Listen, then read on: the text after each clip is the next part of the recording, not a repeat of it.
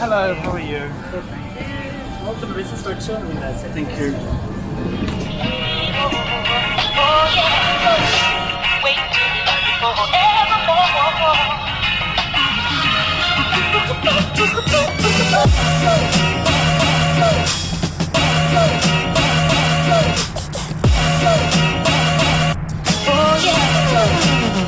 On this channel, there is no hidden product placements, Amazon links, great straps to sell, and we do not plan to make you a gentleman. If you're not one, you will never become one.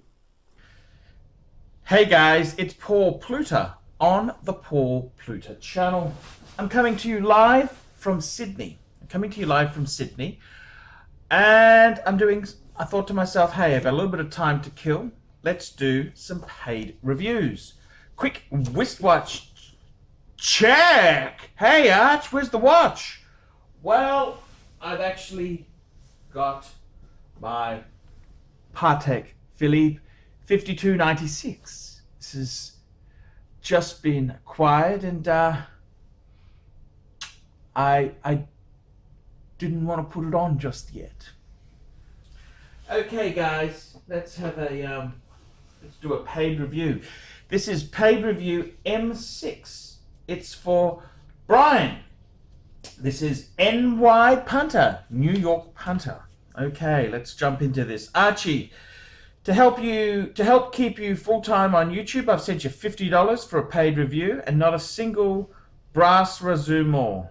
Please refer to me as NY Punter. I'm a Tanzwegian financial services consultant in his early 30s.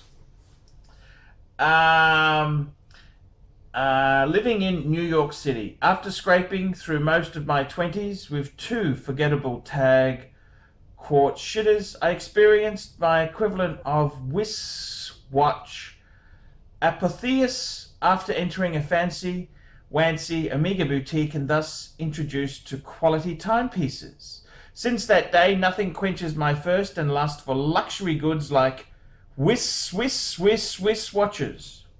Over the past 5 years, I've amassed a 5-piece bucket of chicken. All my watches were purchased new, at a state, 0% tax, with heavily haggled for discounts. Number one, I'll just read that again. My 5-piece combo meal deal in order of appearance is number one, Omega Seamaster Diver 300 in blue ceramic, which I got a 10% discount. Ooh. This watch is an absolute stunner with its clean non-wave dial, especially when viewed outdoors. I contently wore this watch every day for several years until I stumbled upon the corrupting influences of your channel. Number two, the Omega Dark Side of the Fucking Moon, original version, 40% discount. This is not a typo. I was able to scoop this up from an AD in Bangalore International Airport for 40% off sticker. I know the Dark Side isn't your bag, however, I couldn't be happier with this piece. The watch boasts a fully ceramic construction, perfectly balanced dial with date at 6, 18K white gold hands with a beautifully finished display case back. Of note, I accidentally dropped it once on the kitchen tile floor from the height of 5 feet and it survived unscathed. Tell your mate Dave to go and buy his back. You made a mistake. Ooh, just remember, when you have dropped it, there could be hairline fractures in there. So I think you should get rid of yours. Number three, Rolex Datejust 116234, decorated silver sundial with blue Arabic loom numerals, 14% discount plus first service free by the AD. This one is a little left of field, admittedly. However, this is my favorite watch in the collection. I think this variant gives off a fresher, younger vibe whilst maintaining the smart business watch feel the Datejust is famous for without being staid.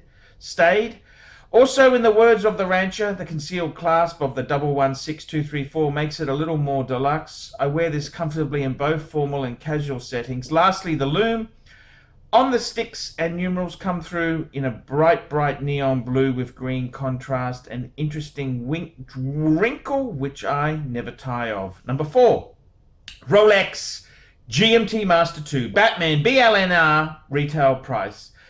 Having just purchased a less desirable Rolex, I immediately put the Pontiff's teaching to work and contacted the same AD expressing interest in a Batman to take advantage of any potential goodwill.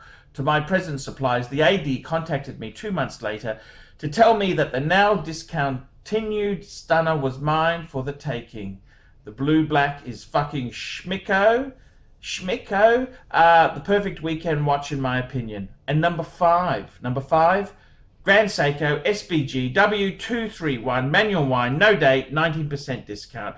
I've been looking for a no date piece with light dial for some time, and this checked both of those boxes. It's a manual wine to boot, which, as you've said famously, all you need to do is set the bastard and off you go. I was also drawn to this piece because it's understated. The 116234 and the BLNR can be both pretty flashy fuckers, so I like having this watch in my tool belt for days when I don't feel like the need for a big swinging dick watch in the office. Sir Pontiff, what are your overall thoughts of my collection? I'm hoping that I can back the truck up and stop adding watches at least a few years, but fuck me dead, this hobby is addictive. Can you share any sage advice drawn from your life experiences on breaking bad habits? When it does come time to pull the trigger on a new piece, which complications should I be adding? Annual calendar, day date, or world time? Jin Tingler recently said that the world time is an utterly useless computation. Do you reckon he has a point? Will you defrock him for his insolence in taking such a reverent stance against the Pontiff Grail? Thank you, AC NY Punter. P.S. More Scotty content. Okie dokie doodless. Okay, let's have a look about this collection now that I've read War and fucking Peace to get to this point. What do we think? What's the go? I think you've amassed a really nice collection. 2 Omega, 2 Rolex, and an oddball is perfect. The Omegas, just be careful with Omega. Omega has turned into toxic. Personally, I think the Seamaster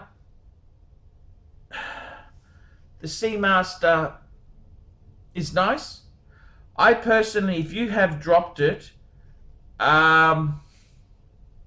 it can have micro cracks, okay? So don't be so cocky. I'd probably flick the fucking thing if it was me, and get the first Omega in space, or the broad arrow, or the original. That's my advice. As for the Datejust, the 116234, that would have to be one of the most comfortable watches of all time. That is just pure gold. I think it's a wee bit small at 37 mils, but nothing that is too terrible with that. You've got the Batman. Fuck! Batman is very, very collectible there now. And you've got a Grand Seiko. So let's have a look at this here. What would I say? My advice to you, if you're a finance wanker banker, you need to add a Patek Philippe. That's what you need to add. A white gold Calatrava. That's what you need to own, big boy. That's for the real swinging dicks of Wall Street. Whether you are a dodgy financier or a dodgy doctor, this is the piece of à la resistance. What else would you add? Look, the other thing you could add is I think the Reverso Grande have to be the biggest size. Don't get the smaller one. I'd possibly add a Reverso there. Reverso would be a beautiful 6-piece collection. So my advice to you would be to the hairline cracks. Get rid of the fucking ceramic. Replace it with a standard one. And I'd add a dress, either a Patek if you're really doing well, or a reverso if your bullshit isn't quite as good. Beautiful collection, beautiful collection. Now let's have a look here. Can I back the truck up and stop adding watches for a few years? That's loser talk, Mr. Wall Street, Mr. Finance Wanker, Finance Banker Wanker. That is loser talk. Loser talk. That's loser talk, okay? Winners don't talk like that. Winners don't talk like that. And anyhow, you're buying something that holds its value, okay? It's the return on investment is your principal is safe. If you buy Rolex, my advice to you, breaking difficult habits, well, it's better to have lesser of the evils. Instead of doing hookers, you're better off to buy watches. You've got something to show for it. So I would be adding a dress. I'd think a dress. That's what I would be doing. When it comes time to pull the trigger, which complication should I be adding next? Dress watch. Okay? That's what you add. Annual calendar, day date, or world. Hey, I said dress, simple, elegant. Three hand and a date is absolutely beautiful in a dress watch. Come on, work with me. Annual calendar is amazing. Day date is amazing. If you're going to get a day date, you get the Rolex. I don't think Patek's interpretation of the day date is as nice. I think Rolex, they invented that genre of the day date. You stick to them. If you want an annual calendar, Patek invented it. You go to Patek. World time, Patek. That's what you've got to do. You get the icon complications from that brand. Jin said the world time is utterly useless. What the fuck? Bullshit. It's one of the most useful watches of all time. Anyone who does international business or... The world time is amazing. It's fucking amazing. He's just jealous. Do you understand? He is jealous. Losers don't say that sort of shit. And winners don't concentrate on what losers say. Jin Tingler said the world time is utterly useless. He's just jealous. Do you reckon he has a point? He's got no point at all. It's the best complication out of the lot. A tourbillon is useless. Okay? Annual calendar is very useful. World time is... It tells you the time everywhere in the fucking world. Will you defrock him? Of course not. I love the Jin Tingler and he brings in a lot of money. And I wear fucking Patek. I wear Patek Philippe. I got two of the fuckers.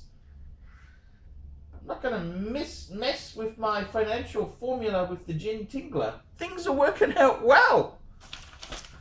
So, yeah, beautiful collection. Beautiful. Get rid of that fucking ceramic. It's got hairline cracks. The only way you could tell, you've got to have to x-ray the fucking thing, which is quite expensive. So just get rid of the fucking thing. That's best advice I can give you. Get rid of the fucking thing. Hairline cracks. Hairline. Okay, there you go. It's a nice collection. 2 Rolex is very good. Best advice I can give you is retain value. Stick with Rolex. It's lovely to add a Submariner to that collection there. Maybe get rid of the Seamaster and get a subby. That's going to be much better value retention. Lovely collection, NY Punter. Love it to death. I'm Paul Pluta. This has been a paid review. This is what keeps me on YouTube, is paid reviews. $50 I'll review your collection, answer your problems, and life will be good. I'm Paul Pluta. Like, subscribe, tell your fuckhead friends, put some nasty comments down below, and don't forget, send me $50 PayPal, details in the description below, and I will review your collection. See you later, fuckers.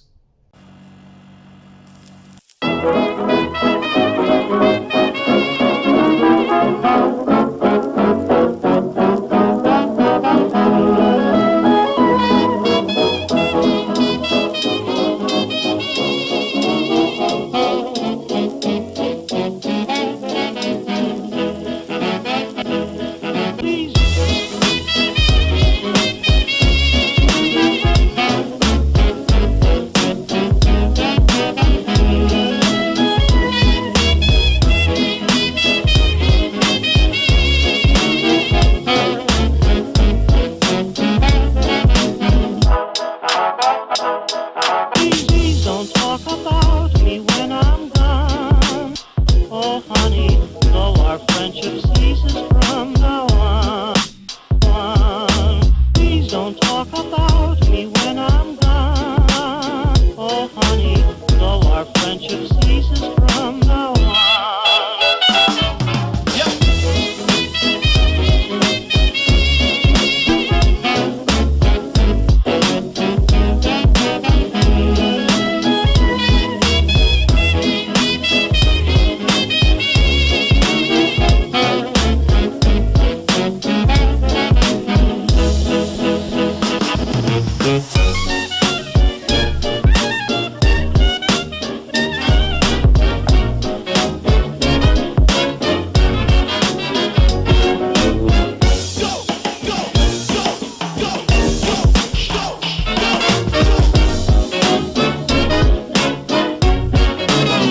This cut is fresh.